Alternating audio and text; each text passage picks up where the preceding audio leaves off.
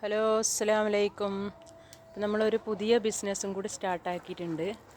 അപ്പോൾ Vietnam early പ്ലാവ്, അതുപോലെ തന്നെ സപ്പോട്ട ഒക്കെ ഹൈറ്റില്ലാത്ത കുള്ളൻ ചെടികൾ കണ്ടില്ലേ, മാവൊക്കെ ചെറുതിലേ പൂത്തിട്ട് കായ്ക്കുന്നത്.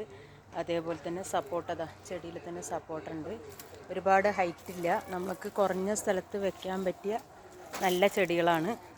സ്ഥലമില്ലാത്തവർക്കും വെക്കാൻ പറ്റും. ഇത്രയേ ഉള്ളൂ. ഇത് വിയറ്റ്നാം എയർലി പ്ലാവാണ്.